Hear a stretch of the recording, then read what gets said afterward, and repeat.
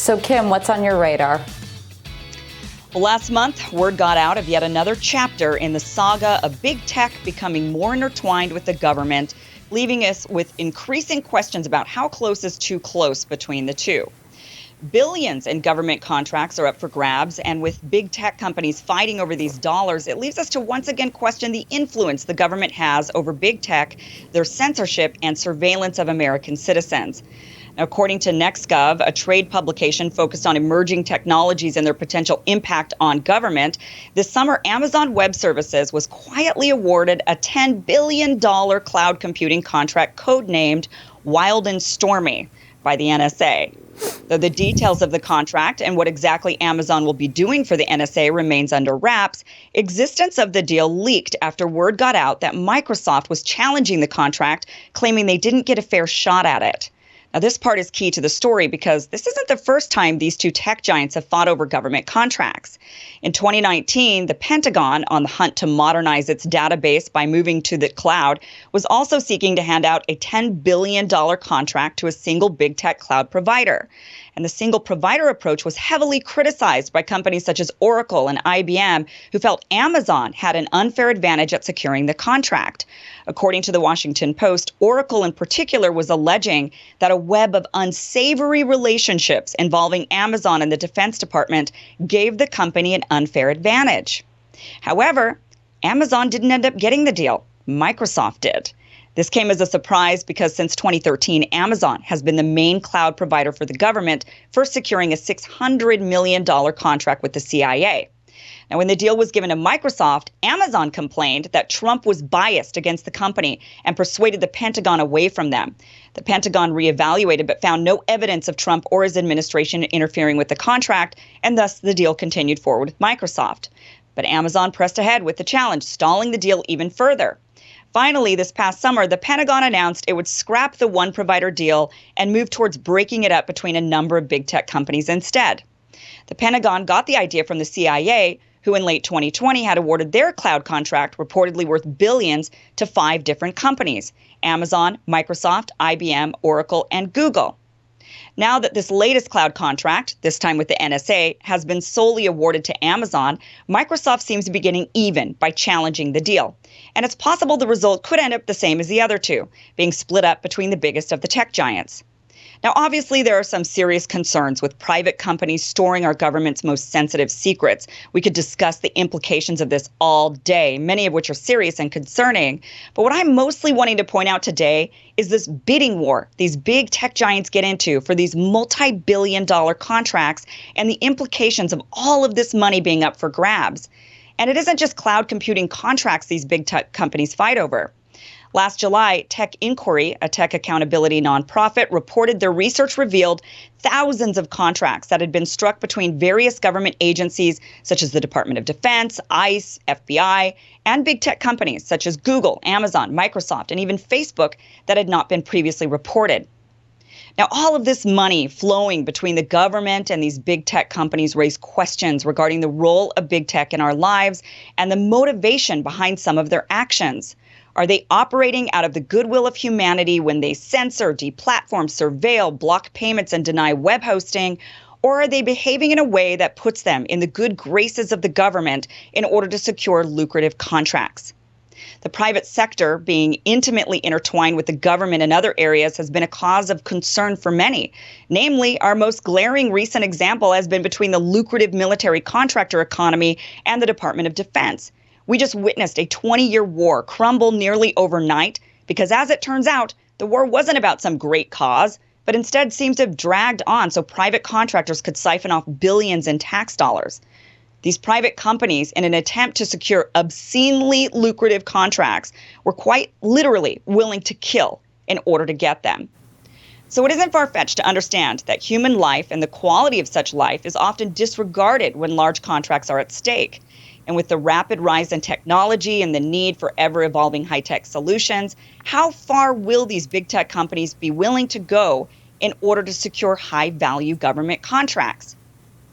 It's something we should all be concerned about and understanding of, that these sorts of life-altering consequences are often not done for the benefit of the greater good, but instead for the benefit of a bigger contract.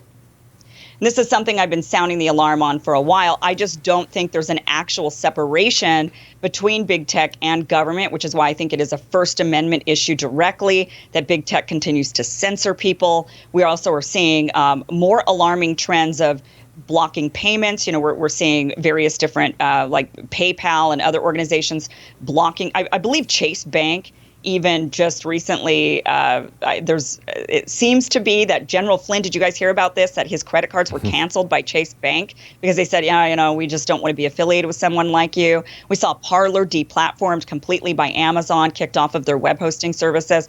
So, all of this, this alarming trend is, I think we have to ask questions. Is this because we're really, truly trying to fight some sort of radical ideology that's infiltrated our population, or is this about getting government contracts? I mean, what do you think of all of this, Ryan? Yeah, when you start to have a few companies in collaboration with the government controlling the entire infrastructure of the internet, then you definitely start to raise First Amendment implications. For years, people would say, to somebody who got suspended from Twitter or Facebook, say, well, you don't like it, go post somewhere else. It's not like you're banned from posting on the internet. And so then they went and they actually did build an entire new social media network, called it Parler. And then that thing got nuked off of the internet because, by the monopolies that control the infrastructure of the internet. Now it's coming back. It was a huge body blow to it, but you can't have it both ways. You can't say that, all right, well, we're allowed, to kick you off of our platform because you have the freedom to just go create some other platform and post on some other platform, while also saying, no, we dominate the entire infrastructure of the internet, and anything that we don't like on it is our domain.